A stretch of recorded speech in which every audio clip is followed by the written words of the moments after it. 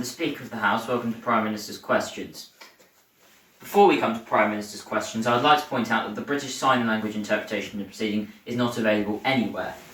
I now call the Right Honourable Member for Burlington and Cromley, Mr. Spiffing. I'm now the Prime Minister once I put this jacket on.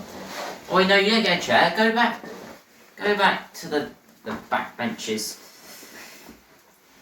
Right, carry on. Question number 1, Mr. Speaker. Now you sit down. Or pretend to. Not on that chair. Mr. Speaker, today I had meetings with no other Cabinet colleagues, and in addition to my lack of duties in this House, I shall have no further such meetings today. Thank you, Mr. Speaker. I'm delighted that I have been elected as a member of this honourable House.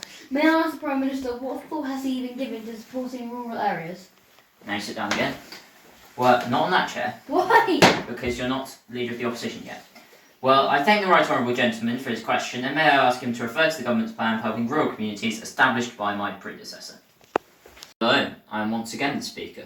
I now call the Leader of the Opposition, Sir Keith. Thank you, Mr. Speaker. I would first like to offer my thoughts to the family and friends of Prime Minister Stevenson.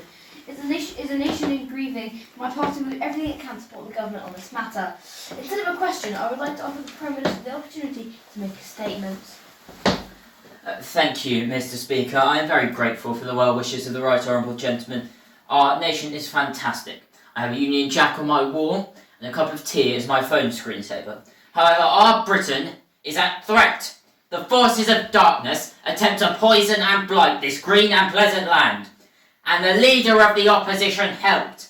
Let us not forget that 3 years ago he was trying to get the Right Honourable Member for Islington North elected. This is a ridiculous attack. I offer the Prime Minister sympathy and he throws it back in my face. May I ask the Prime Minister about the ongoing global energy crisis and whether he knows where that stems from?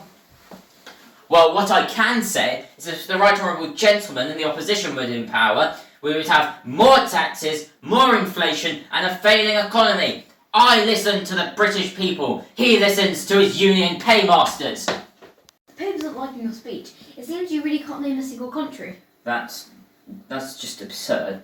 I know all countries, any of them have been put in front of me over the years. I reckon we should be cautious. I'm calling a press conference to prove I know countries. I would implore you to reconsider. Actually, no, I wouldn't. My pay has been slashed and I don't get paid enough for this.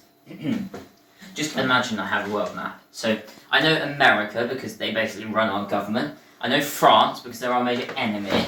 I know Germany because we steal all their cars to pretend they're ours. I know Switzerland because that's where my secret bank account is. I know Australia because they get drunk or whatever. I know Greece because they need more bailouts than Flybe. And I know the Cayman Islands because that's where I process all of my taxes.